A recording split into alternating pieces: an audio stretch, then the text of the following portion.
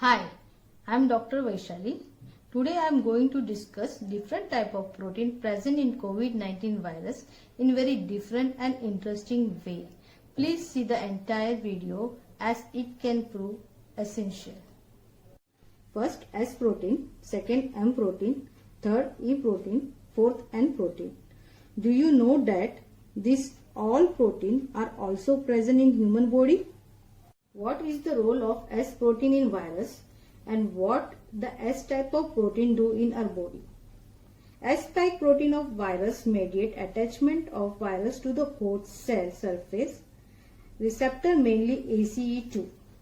But it is also said that for the entry of virus to cell, serine protease TMPRSS2 and furin enzyme is also important. Furin enzyme, it can be said that it is the main villain. As the virus to be infective, it is essential. TMPRSS2 is required for priming of virus and it is encoded by TMPRSS2 gene.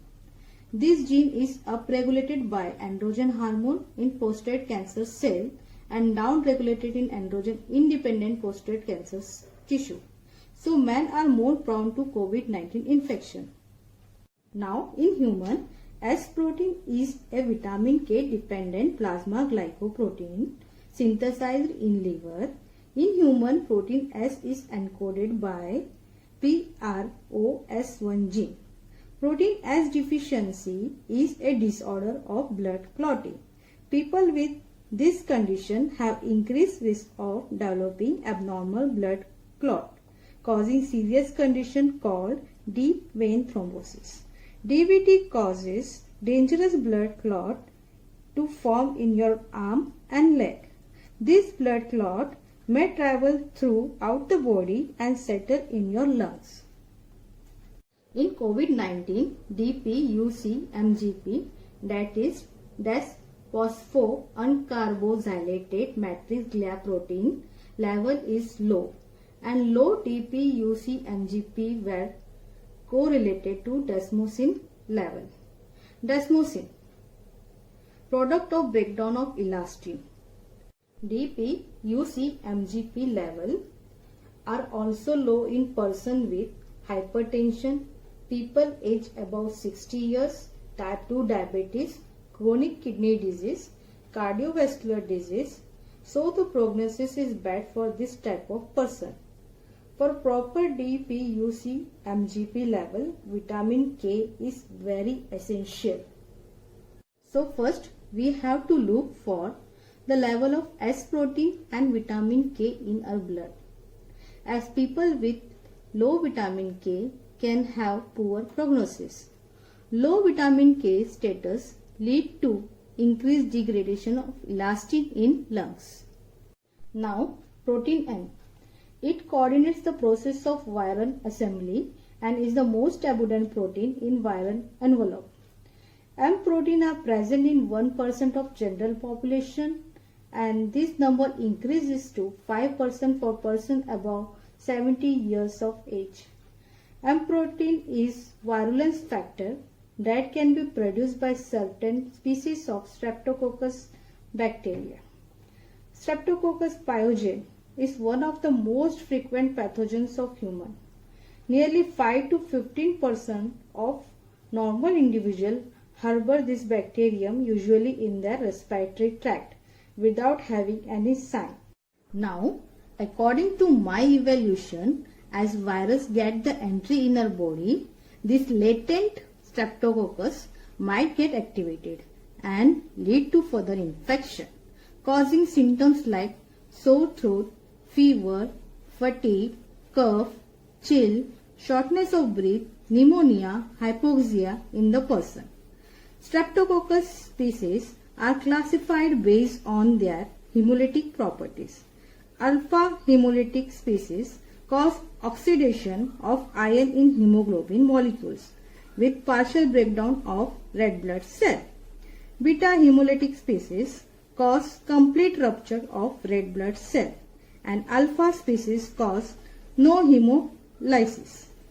Now E protein. E protein is the major component of the viral outer surface. It is responsible for immunogenic properties. It is the protein responsible for binding of the cell receptor. Here E protein requires furin receptor also. In human, E protein is responsible for lymphocyte development. They are key regulator for B and T lymphocyte differentiation. Now E protein in virus has immunogenic properties and in human is responsible for lymphocyte development. So it is very similar in their properties. For dengue virus, also furin receptor is very important to become infective. And E protein is also the major component protein in dengue virus. There is a quite similarity in the symptoms of COVID-19 and dengue in the initial phase. So we can mistaken for dengue and COVID-19 very easily. In dengue and COVID-19, in both cases D dimer is increased, which is associated with high mortality rate. D dimer is one of the protein fragments produced when a blood clot gets dissolved in the body. Positive D dimer results may indicate the presence of abnormally high level of fibrin degradation product.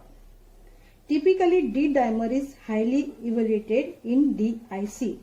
Now, if the patient is dengue positive and it is also shows positive for COVID-19, as in later stage of dengue where thrombocytopenia is common and in autoimmune diseases where people show medicine reaction to quinine, sulfa containing antibiotics or some medicine used to treat seizures can confuse your body and can cause platelet destruction.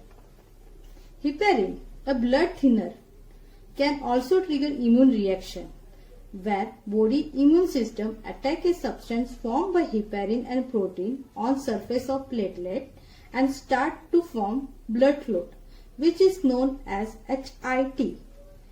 HIT is strongly associated with thromboembolic complication involving both the arterial and venous structure.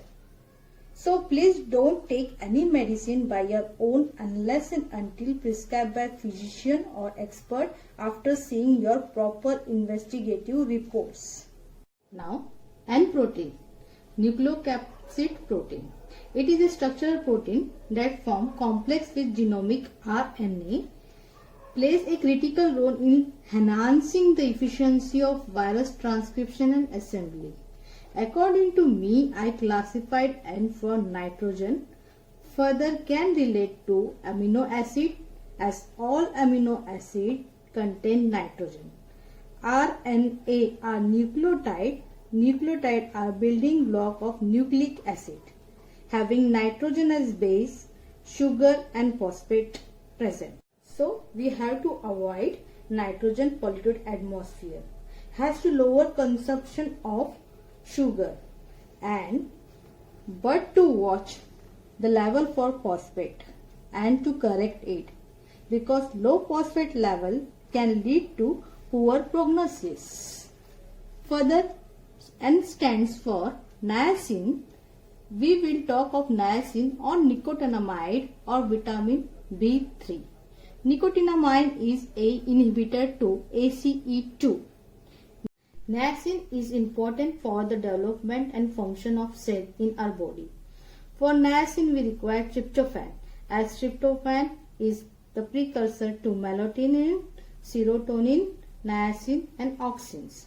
Tryptophan is alpha amino acid used for synthesis of protein.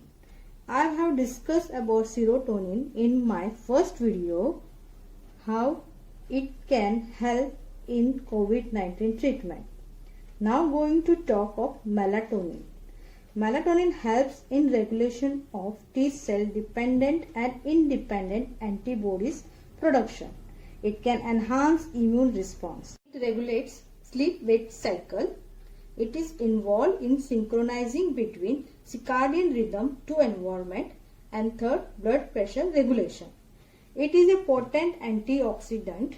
It acts as direct scavenger of oxygen radicals and reactive nitrogen species. It is protective against any cytokine storm. So melatonin plays an important role in the treatment. Hope you like this video. Please share and like it. Thank you.